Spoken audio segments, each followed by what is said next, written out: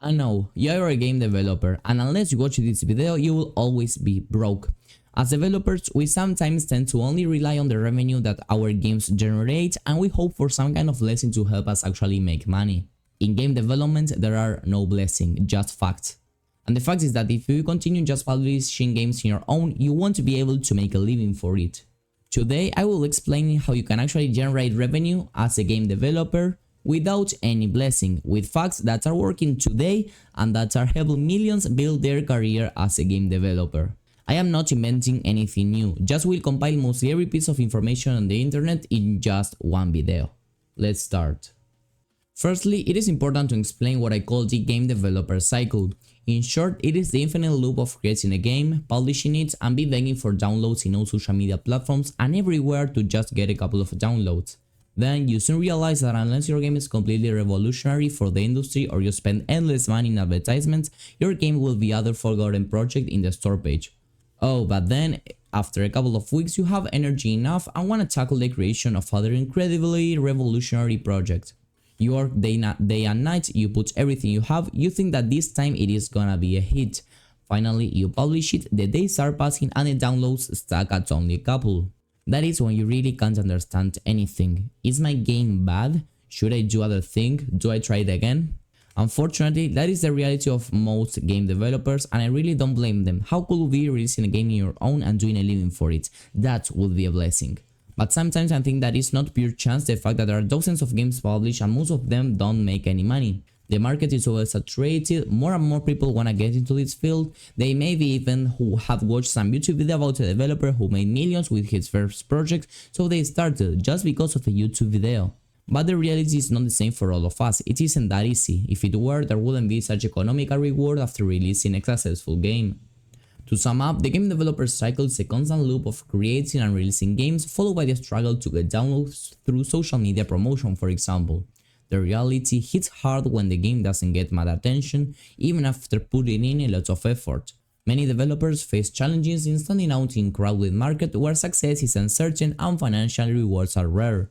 Despite the appeal of making a living through game development, the journey is tough and success stories can be misleading for new developers.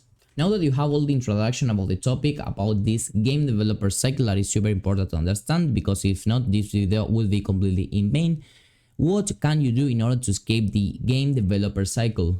The solution may not be to give up on game development completely, but to consider some other sources of income while you continue your game development journey. As explained above, and as you may already know, game development isn't assured to be profitable, but what is assured are the bills you have to pay. Therefore, if you commit 100% to game development and then your game doesn't make considerable money, how would you pay your bills? Then here are the three solutions I can tell you to avoid this. So first of all, you have to start creating your own profile in different platforms. For example, on LinkedIn that you will probably know. However, it's not only about creating your own profile, but also about optimizing it. How, for example, creating a good banner that matches your profile picture background color. For example, this, that the background color is blue and my banner is blue. Then that you also have correctly set up the different sections, such as for example you have a good about me description, a good and nice looking experience because it is gorgeous, but if you take a look at maybe other people, maybe it's not as beautiful as this one, and it's something that is quite easy to do. You don't really have to do any design or anything like that, but you really have to carefully fill out all the information that LinkedIn requires you.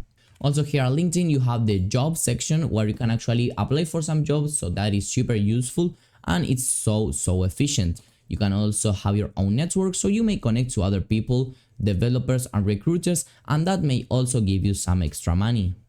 Then there are other two platforms that are quite important and similar in terms of what they are. They are basically freelancing platforms. They have different ways of actually working, but the key thing here is that you have your profile, you have the services that you offer, and you may reach to clients or clients may reach to you depending if it is Fiverr or Upwork. And basically again, it's other income source that you may have while you are creating your own games. Then also having a YouTube channel will completely help you a lot. This doesn't mean uploading dozens of videos weekly. You can just upload 3, 4, 5 videos monthly, which would be like literally one video weekly, and that will still make you progress a lot.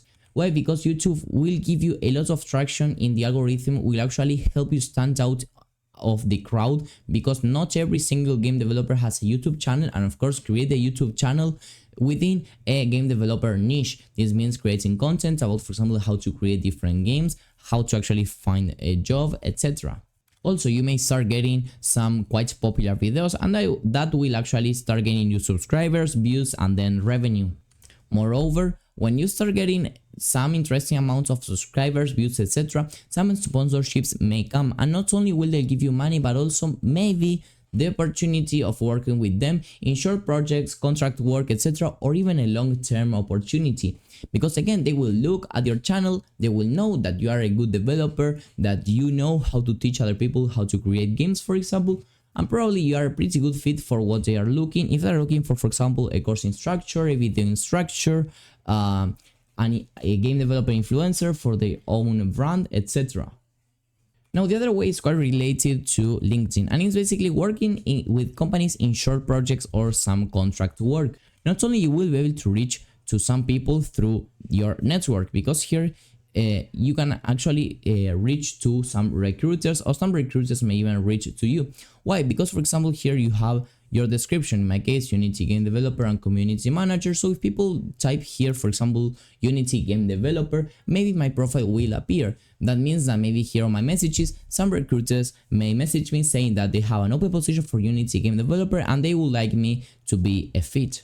But only that will happen on condition that you have an optimized profile. If they enter your profile, you have a gross profile picture, you don't have a banner, you don't have here all your experiences completely structured, they won't reach to you.